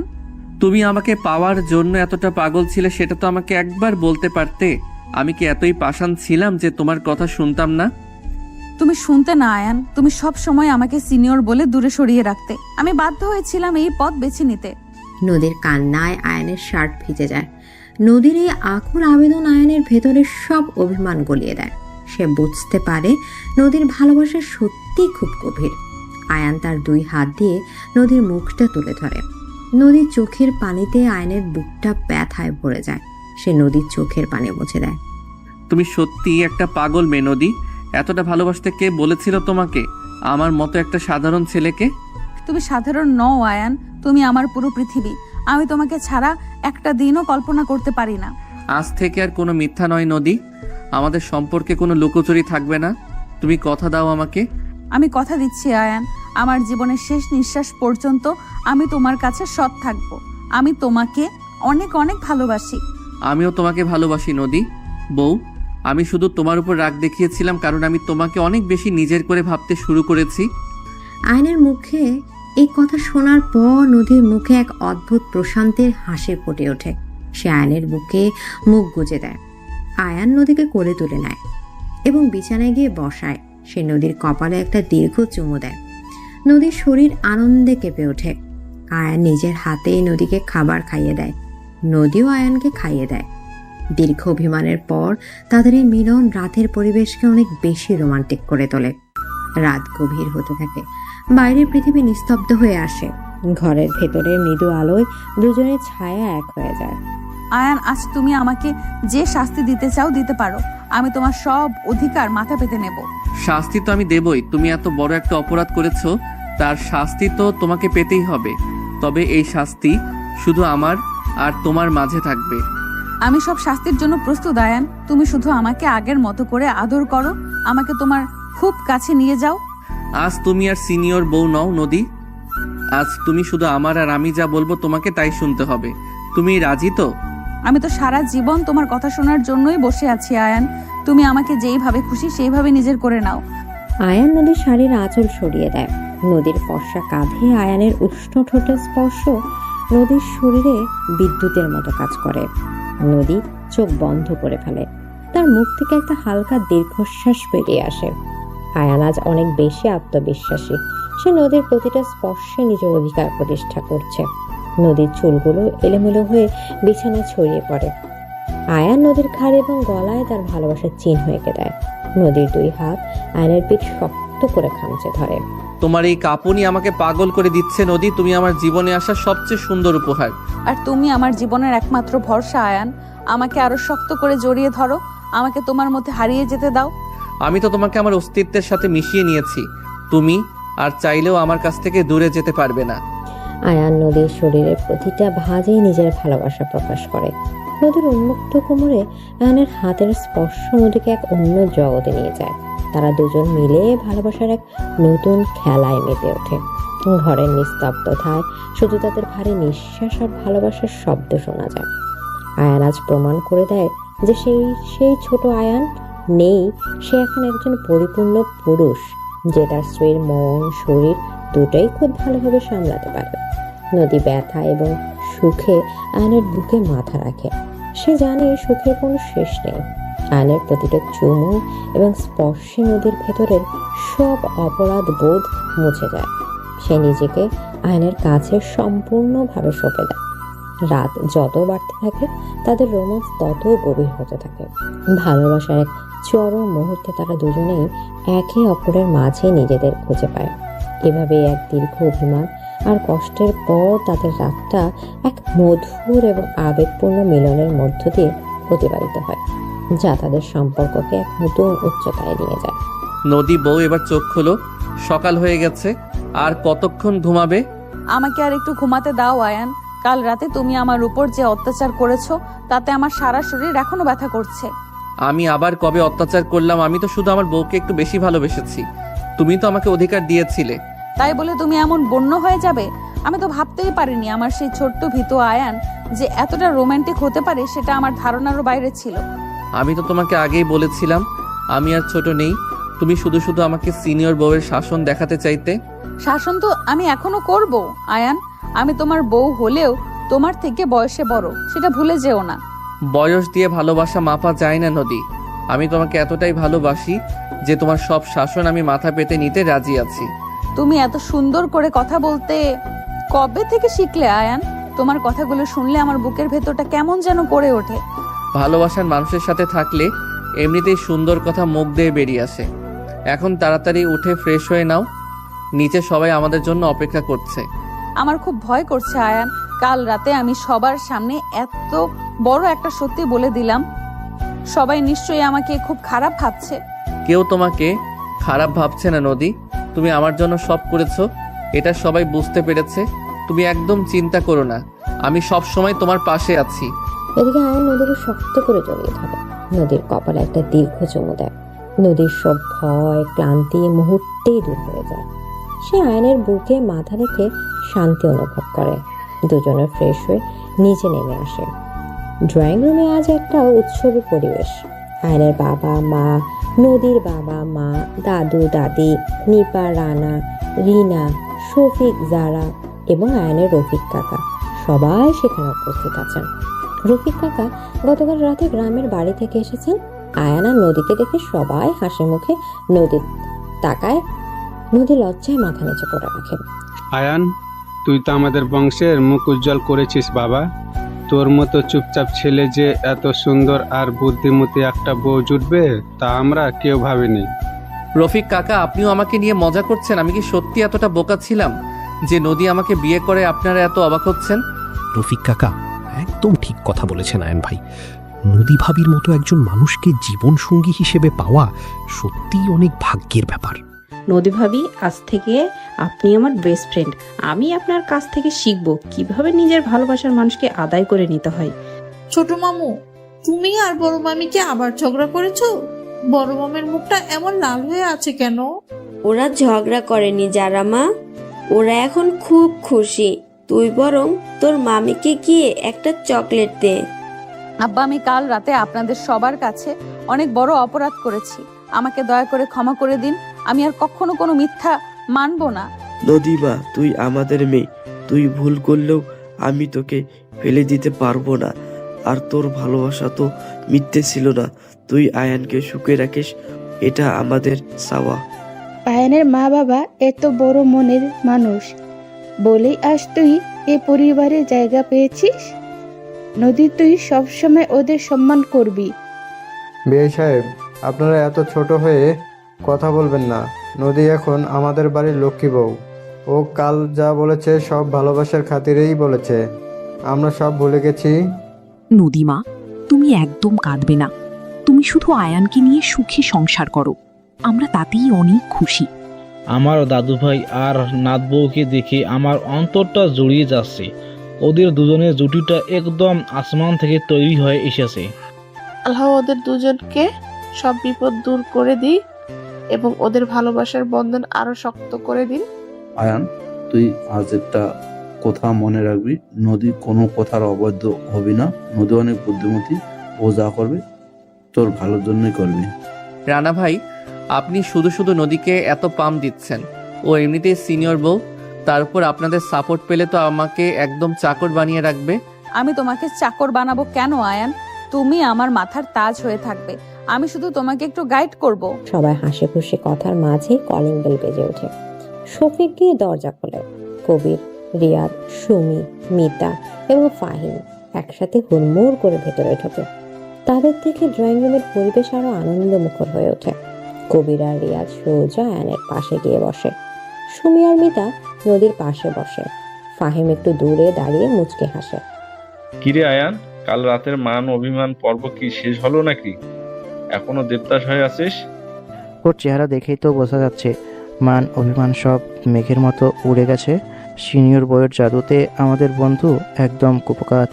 নদী, তুই যে এত বড় একটা প্ল্যান করবি সেটা আমাদের অন্তত বলতে পারতি, আমরা তোকে আরো আইডিয়া দিতাম। তোরা দুজনে মিলে আমাদের সবাইকে এত টেনশনে রেখেছিলি কাল রাতে, আমরা তো ভয়েই ছিলাম যে আয়ান না জানি কি করে বসে।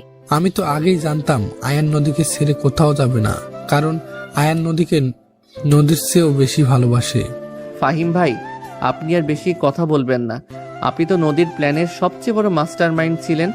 আপনাদের দুই ভাই বোনের জন্য আমার এত বড় একটা পরীক্ষা দিতে হলো। আয়ান, তুমি আবার রেগে যাচ্ছ? তুমি না কথা দিয়েছিলে আর রাগ করবে না?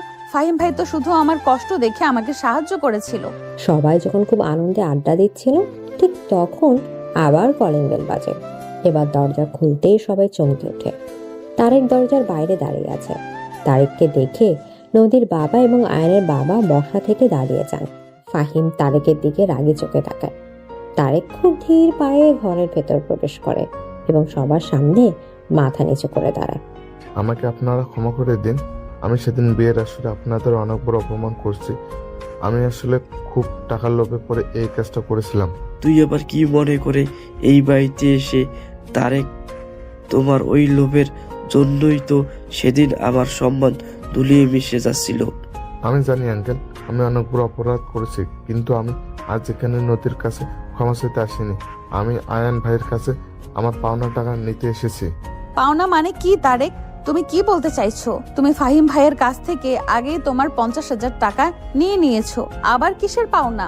তারেক, তুই আবার কোন নাটক শুরু করলি নাকি? তোকে তো আমি সব টাকা মিটিয়ে দিয়েছিলাম, তুই এখান থেকে চলে যা। ফাহিম ভাই, আমি আপনার টাকা পেয়েছি ঠিকই, কিন্তু আয়ান ভাই যে আমাকে আরো 1 লাখ টাকা দেওয়ার কথা বলেছিলেন, আমি তো সেই টাকাটা নিতে এসেছি। এদিকে তারাকের এই কথা শুনে পুরো ড্রয়িং রুমে যেন একটা বোমা ফাটে। সবাই স্তব্ধ হয়ে যায়। নদীর চোখ কপালে উঠে যায়। ফাহিম হা করে তাকিয়ে থাকে। আয়নের বাবা মা, নদীর বাবা মা সবাই ঘোর গোল লাগা দৃষ্টিতে আয়নের দিকে তাকায়। আয়ন খুব শান্তভাবে সোফায় বসে আছে। তার চোখে মুখে কোনো ভয়ের ছাপ নেই। সে মুচকি হেসে পকেট থেকে একটা খাম বের করে তারেকের দিকে এগিয়ে দেয়। এই নাও তারেক, তোমার 1 লাখ টাকা। তুমি তোমার কাজ খুব নিখুঁতভাবে করেছো। তোমার অভিনয়ের জন্যই আজ আমি নদীকে নিজের করে পেয়েছি। আয়ান, এসবের মানে কি? তুমি তারেককে টাকা দিয়েছো মানে কি? তুমি তো কাল সারা দিন আমার উপর রাগ দেখালে, কারণ আমি তারেককে নিয়ে নাটক করেছিলাম। আয়ান, তুই আমাকে পুরো কনফিউজড করে দিয়েছিস। তুই কবে তারেককে টাকা দিলি আর কেনই বা দিলি? তুই তো কিছুই জানতিস না। আমি সব জানতাম ফাহিম ভাই, আমি নদীর চেয়েও বড় মাস্টার মাইন্ড। নদী ভেবেছিল সে আমাকে ট্র্যাপে ফেলেছে। আয়ান, তুই একটু ক্লিয়ার করে বলবি? ভাই আমাদের সবার মাথায় উপর দিয়ে যাচ্ছে সব কিছু, তুই কিভাবে কি করলি? নদীর ওই নীল ডায়েরি আমি কাল পড়িনি। আমি ওই ডায়েরি আজ থেকে 6 মাস আগে পড়েছিলাম। নদী যখন প্রথম আমার জন্য ওর অনুভূতির কথা ডায়েরিতে লিখেছিল, আমি সেদিনই সেটা দেখে ফেলি। তুমি 6 মাস আগে আমার ডায়েরি পড়েছো আর আমাকে একবারও বুঝতে দাওনি? তুমি এত বড় একজন অভিনেতা আয়ান। আমি শুধু দেখতে চেয়েছিলাম তুমি আমাকে পাওয়ার জন্য কতদূর যেতে পারো। আমি তো তোমাকে ছোটবেলা থেকেই ভালোবাসতাম, কিন্তু তুমি বয়সে বড় বলে আমি কখনো সাহস করে বলতে পারিনি। বন্ধু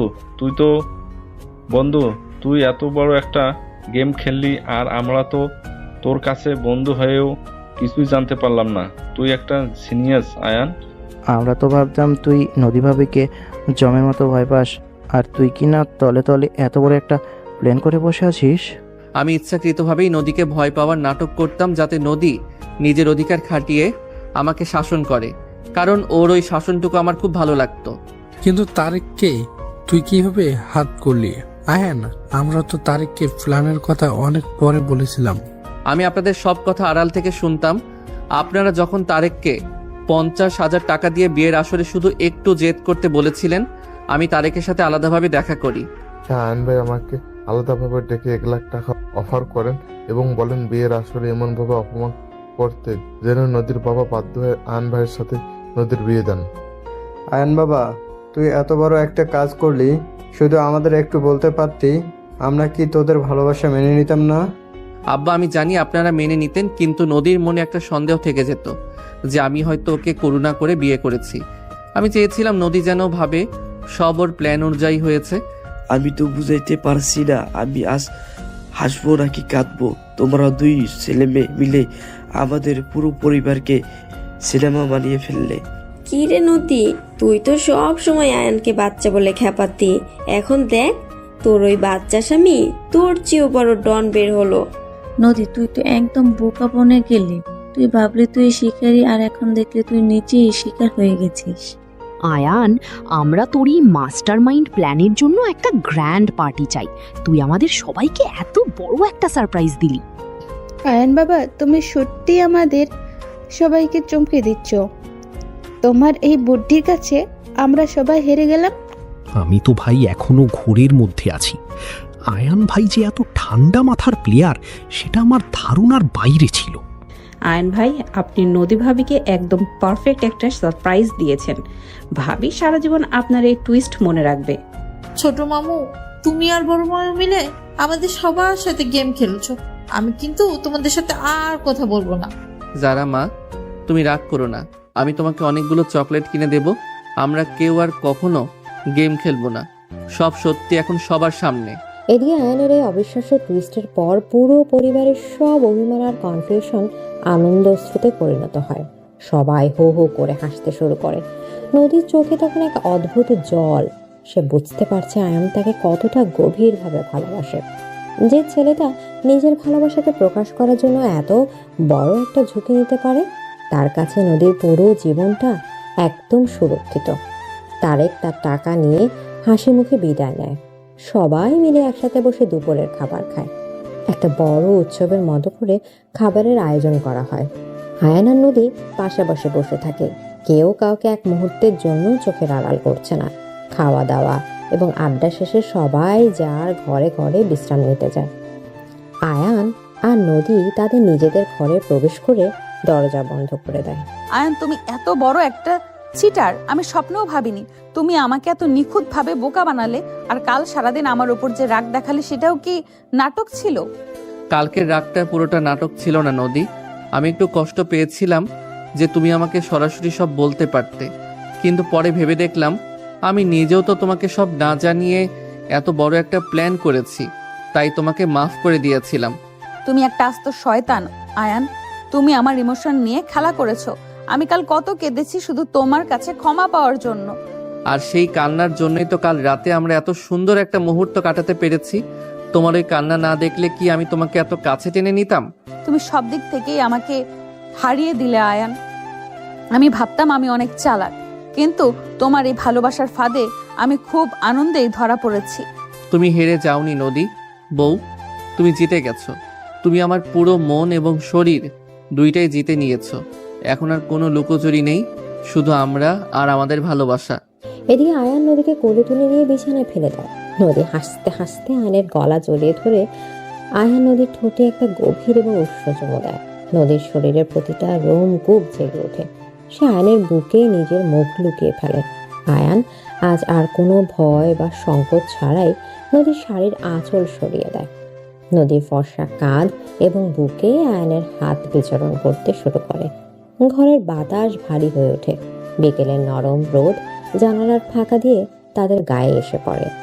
আয়ান, তুমি আমাকে পাগল করে দিচ্ছ। তোমার এই ছোঁয়াগুলো আমার শিরায় শিরায় আগুন জ্বালিয়ে দিচ্ছে।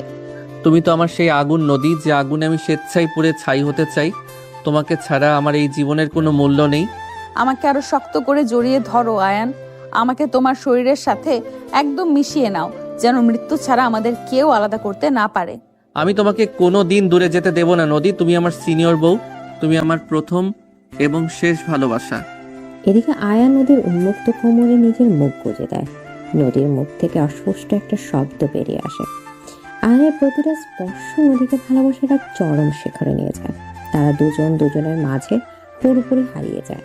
কোনো নিয়ম বা বয়সের দেয়াল আজ আর তাদের ভালোবাসার মাঝে বাধা হয়ে দাঁড়াতে পারে না। আয়ান নদীর শরীরের প্রতিটি অংশ নিজের অধিকার স্থাপন করে, আর নদী নিজেকে আয়নের কাছে সম্পূর্ণভাবে বিলিয়ে দিয়ে জীবনের সবচেয়ে সুন্দর এবং তৃপ্তিদায়ক স্বাদ গ্রহণ করে। তাদের এই মিলনের মধ্যে দিয়ে তাদের দীর্ঘদিনে জমে থাকা সব না বলা কথা এবং ভালোবাসা একটা পূর্ণতা পায়। এভাবে এক গভীর রোমান্স আর চরম তৃপ্তির মধ্য দিয়ে আয়ান এবং নদীর জীবনের এক নতুন এবং সুখের অধ্যায় শুরু হয়, যা চিরকাল অমলিন থাকবে।